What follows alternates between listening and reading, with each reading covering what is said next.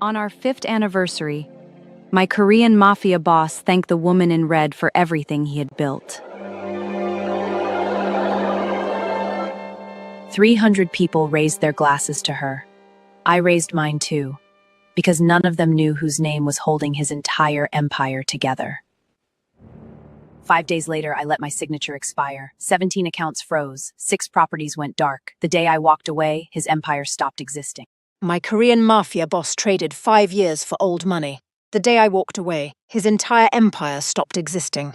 My Korean Mafia boss traded 5 years of marriage for access to a name he didn't even know I still had.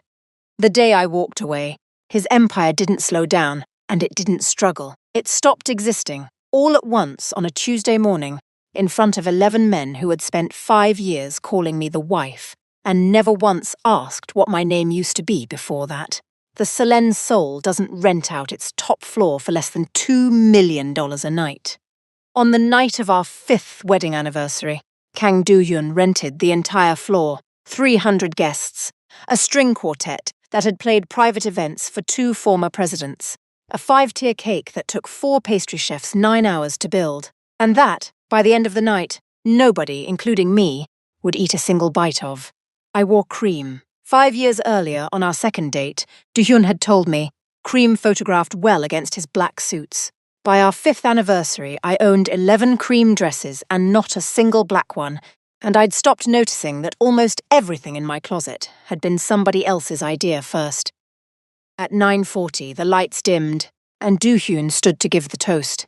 He thanked the investors. He thanked the board. Then he said something I'd replay for a long time after that night.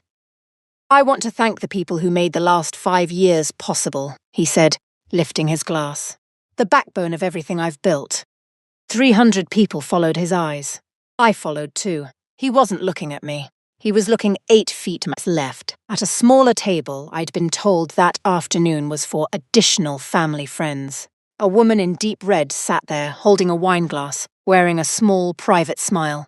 Her name was Lim Sua, the youngest daughter of a shipping family out of Busan, the kind of name that had been opening doors in Seoul for 3 generations, the kind of old money that actually shows up on magazine covers. 11 months earlier, she'd been introduced to me as a new project manager at Kang Holdings. 300 people raised their glasses toward her end of the room. I raised mine too. That's the thing about 5 years of practice. Your face learns to smile on command, even when nothing behind it is smiling at all. Here's what none of those 300 people understood. Here's what Do-hyun himself didn't seem to understand, even as the words left his mouth. He was right. There was a backbone behind everything Kang Holdings had built. He just had his eyes on the wrong kind of old money. Sua's family name opened doors in Seoul, the visible kind of old money, the kind that gets you a good table and a flattering photo. The backbone Do-hyun was actually standing on was quieter than that. It was a signature on file at a small private bank in Charleston, South Carolina, 4,200 miles away, attached to a trust that had quietly guaranteed, vouched for, and given a clean American name to every piece of property Kang Holdings owned outside of Korea for 5 years. That name was mine, not Asha Kang, the woman in cream, smiling at table 1, holding up a glass to a toast that wasn't for her. Asha Calloway, a name I'd buried the day I left Charleston at 23. I'd been carrying a secret identity for 5 years. I just hadn't realized I was the one keeping it secret from myself. And Do-hyun was about to trade the real foundation for a decorative one without ever knowing the difference. To understand the next 18 hours, you need to understand 5 years of marriage to a man like Do-hyun. He had a way of walking into a room that I used to find magnetic before I understood what it actually was. Conversations didn't stop when he came in. They just got quieter, smaller, safer. I saw what that meant in real life once, about a year into our marriage. We were at a small restaurant, nothing fancy, and our table wasn't ready yet. Do-hyun didn't say a word, he just checked his watch. 4 minutes later, a family 2 tables over, halfway through dessert with 2 little kids, was quietly asked to finish up somewhere else. Nobody raised their voice. Nobody looked upset. It was the politest thing I'd ever seen, and it scared me more than anything loud ever could have. I used to think that was power, By our 5th anniversary, I understood it was just math. Every door in his life ran through him or around him, or because of him. Every door except one. And he didn't know it existed. I met him 5 years ago in a hotel restaurant on the other side of Seoul, where I worked the breakfast shift. I'd left Charleston 2 years earlier and told no one in my family where I'd gone. I wanted to be a person nobody had any history with, a waitress with a first name and no last name worth looking up. Do-hyun came in most mornings around 7, always alone, always the same order, black coffee, no breakfast, a newspaper he never seemed to actually read. On our 3rd week of small talk, he asked my name. Asha, I said. Asha what? I laughed. Does it matter? He smiled, and I want to be fair to him. It felt real at the time, and said, not even a little. I believed him. For 5 years, I believed him. 3 weeks later, dinner, 6 months after that, on a rooftop over the Han River, with his grandmother's ring, he asked me to marry him. I remember exactly what I thought, standing there in the wind. Nobody is ever going to find me here, I'm safe. I had no idea the only reason Here had ever found me in the first place was a name I'd spent 2 years trying to forget I had. Back in the ballroom after the toast, Do-hyun sat back down. I'd spent 5 years learning what his hands did when his mouth was being careful. The way they stilled when he was deciding something, the way they moved once he'd already decided it and was just waiting for the room to catch up. His hand moved across the space between his chair and Sua's and rested for exactly as long as it takes to set down a glass, on the back of her chair, not her shoulder, not her hand. The chair. If you'd been standing across that ballroom, you wouldn't have seen it at all. I'd been married to him for 5 years. I saw it from 40 feet away, through 300 people, over a string quartet that had played for 2 former presidents. I didn't put my glass down too hard. I didn't look at Sua again. I finished my drink. I let the staff clear my plate. When the photographer came for the anniversary photos, I let Do-hyun's hand settle on the small of my back, the exact same way it had just settled on the back of Sua's chair. And standing therein, the flash, smiling the smile I'd practiced for 5 years, I understood something for the first time. That's all I'd ever really been to him, a place for his hand to rest, briefly, while his attention was somewhere else. There's a specific kind of public humiliation that doesn't come with shouting or scenes. It comes with applause. 300 people clapping for the wrong woman, and you're the only one in the room who knows it. I didn't make a scene. I've never been a woman who makes scenes. Not because I'm weak, but because in my family, quiet has always been a kind of armor, not a kind of surrender. So I kept smiling, for the camera, for proof. The drive back to the penthouse took 11 minutes. Seoul at midnight is a city made of gold light, glass towers stacked all the way down to the river. I sat in the back of a car I didn't own, on roads neither of us owned, going back to an apartment that, on paper, in a filing cabinet 4,000 miles away, wasn't really his either. He spent the ride answering emails, his face lit blue by his phone, the same gold watch on his wrist, the ink on his knuckles, catching the streetlights every time he turned a page. I looked out the window and said nothing. For 5 years, my silence in that car had always meant one thing. I was tired, or upset, or working through something I didn't want to talk about yet. This time, my silence wasn't me hiding. It was me deciding. Around 1 a.m., I told him I couldn't sleep and went to get water. I went to his office first. I want to be honest. I wasn't looking for anything. 5 years had taught me that looking for things in Do-hyun's life never went well for the person doing the looking. But his laptop was open, the screen still glowing, and the word at the top of the document was Calloway. My maiden name, the one I hadn't used in 5 years, the one I was fairly sure he didn't even know. It was a letter, formal, the kind lawyers write, addressed to his father, dated almost exactly 5 years ago.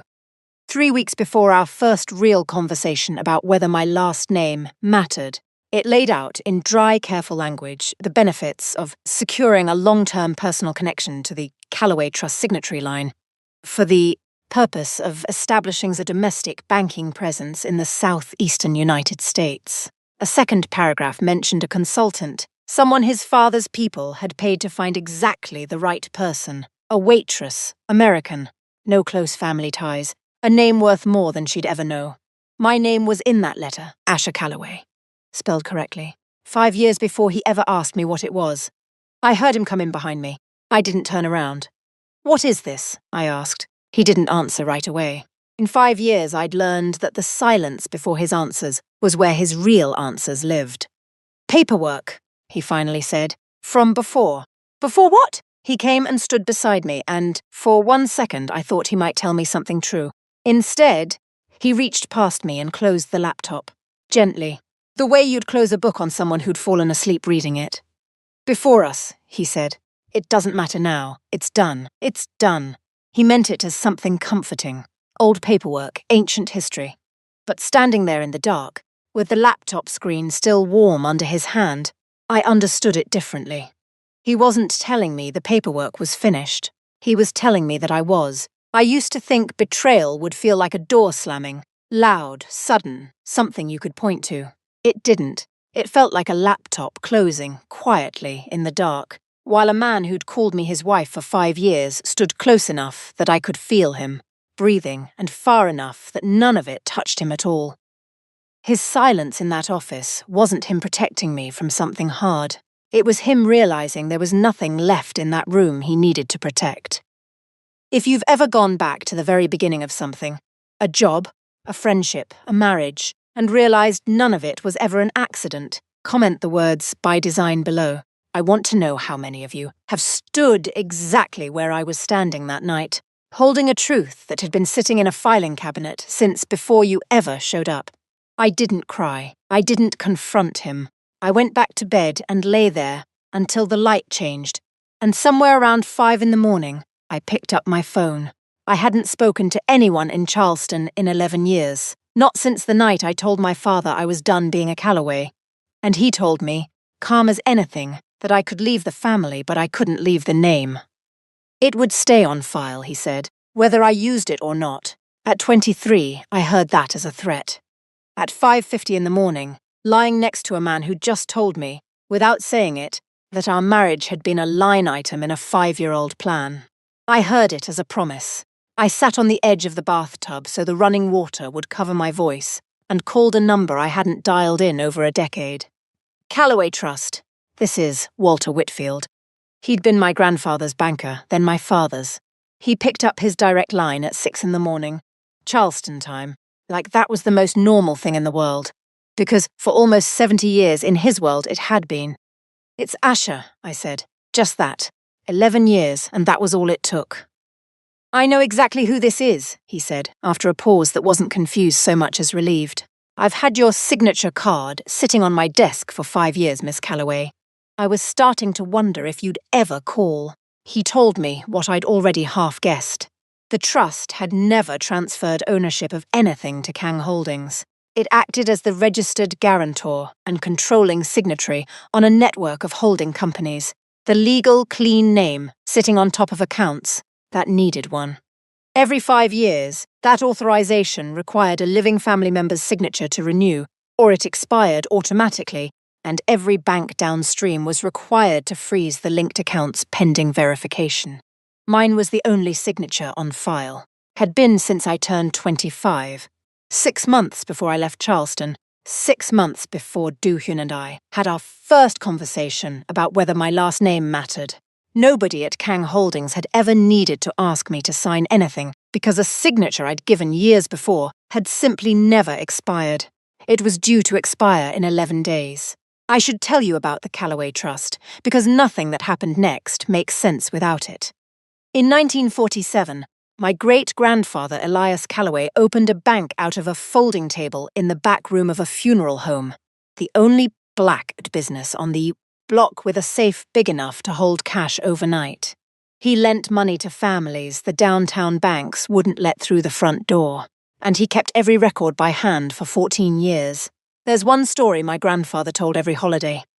In 1953, a man needed $400 to keep a grocery store from closing. The downtown banks had already said no, twice. Elias gave him the money on a handshake and one line in a ledger. That store is still open, 3 blocks from where the bank used to be, under a different name now, and every Calloway who's ever walked past it has stopped, just for a second, to look at it. By the time my grandfather took over, the bank had a real building, a real charter, and a reputation worth more than its size. In certain rooms, the Callaway name on a piece of paper meant somebody careful had looked at it first. We were never a big bank. We were a believable one. That's exactly what Kang Holdings had paid for 5 years ago. Not money, they had plenty of their own, most of it the kind that needed somewhere clean to land.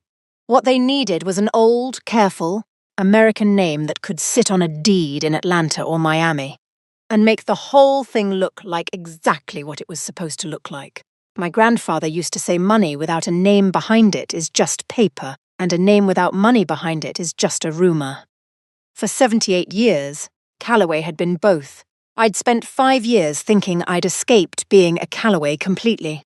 I'd just stopped checking the mail. Whitfield asked what I wanted to do. Your signature renews automatically unless you instruct us otherwise, he said. Everything keeps running exactly the way it's been running.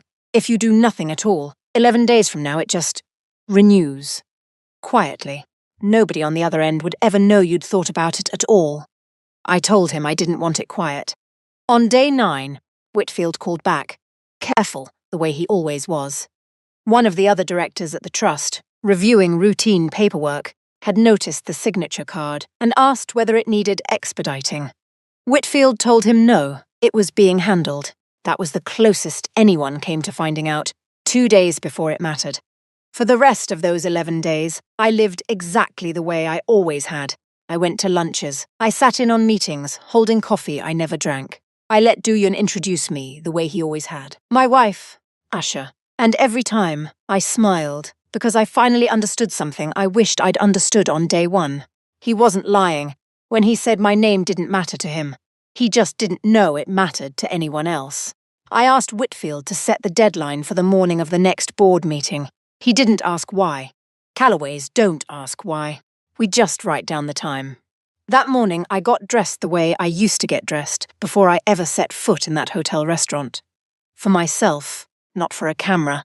Cream, because cream had been mine before it was ever his idea. A coat I'd bought with my own waitress money and never worn, because he'd once said it wasn't photogenic enough. My grandmother's pearl earrings, kept in a shoebox for 5 years, because they were too plain for the life I was apparently living now. I know how this part usually goes. The big glow-up moment, the room gasping because she looks like a different person. This wasn't that.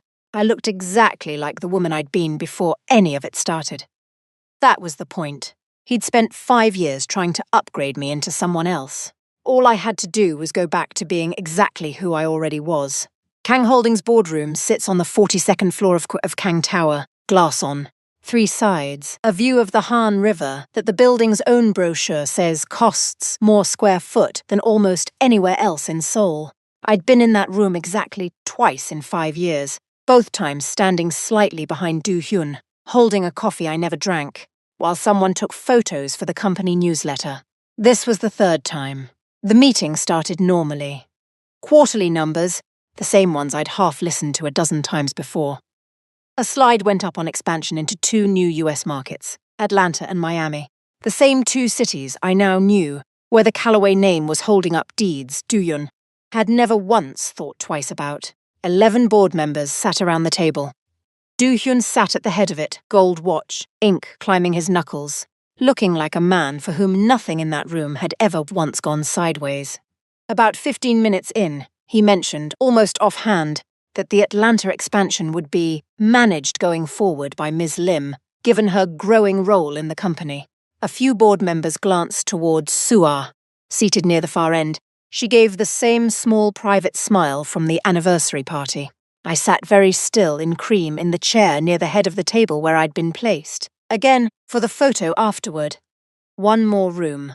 One more woman watching her whole life get handed to somebody else in a sentence so casual nobody noticed it happen.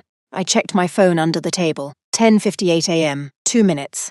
At 11 o'clock exactly, a young assistant walked into the boardroom without knocking. Something that, I learned afterward, had never happened before in the history of Kang Holdings. She set a tablet in front of Doo-hyun and stepped back.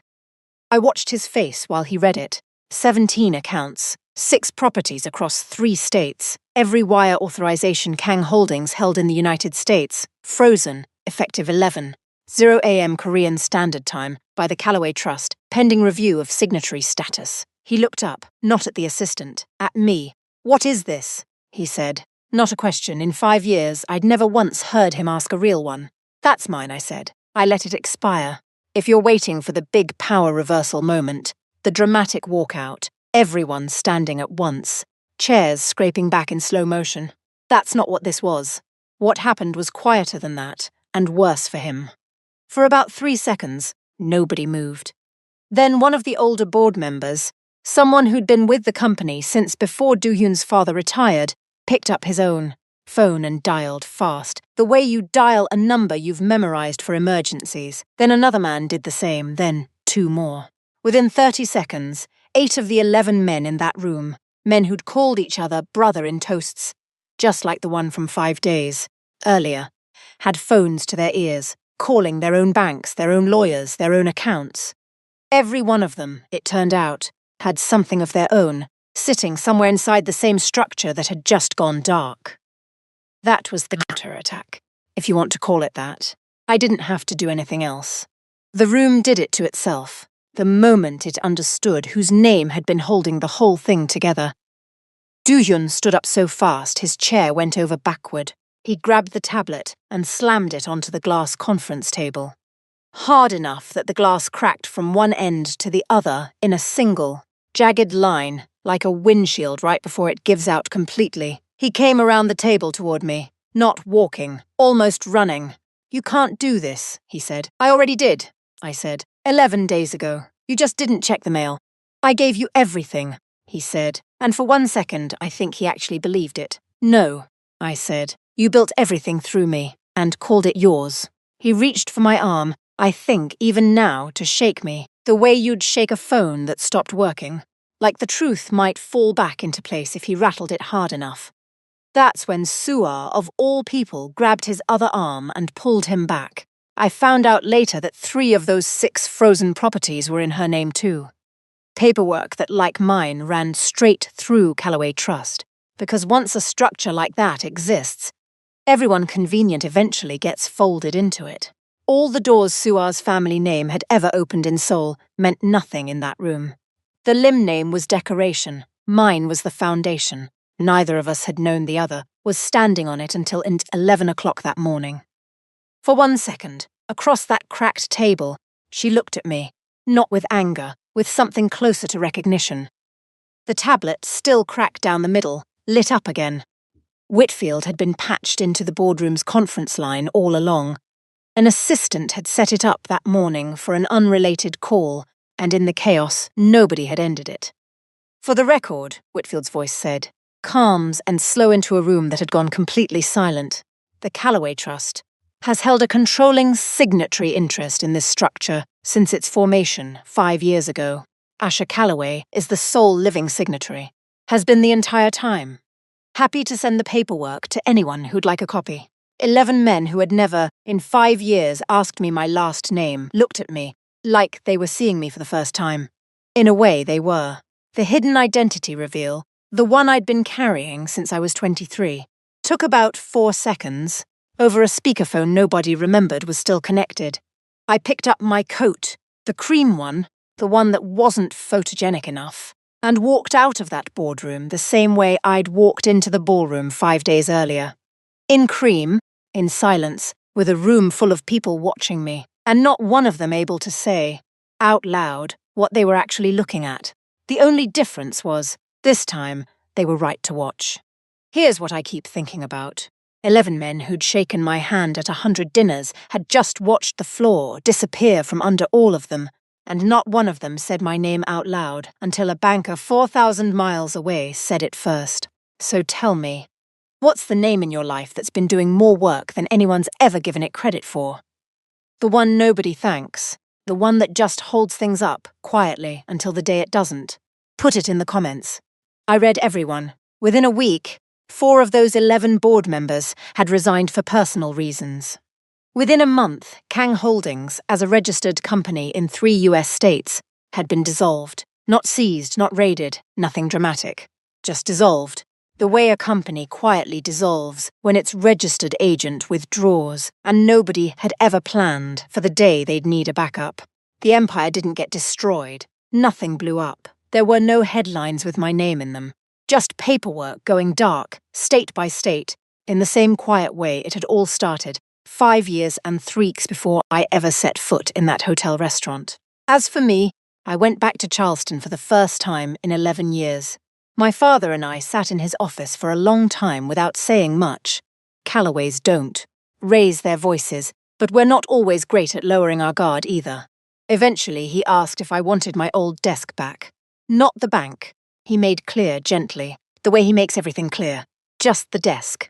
Somewhere to sit while I figured out what came next. I said yes. People ask what I got in the divorce. The honest answer is nothing, because there was nothing of his to get. Every account, every property, every piece of old money that made Kang Holdings look respectable in rooms, it had no business being respectable in.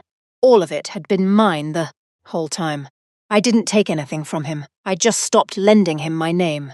Some people call that revenge. I don't think it was. Revenge means wanting something to happen to someone. All I ever wanted was for something to stop happening through me. Some people call it karma. I think that gives karma too much credit, like the universe had to step in and balance some invisible scale. It didn't.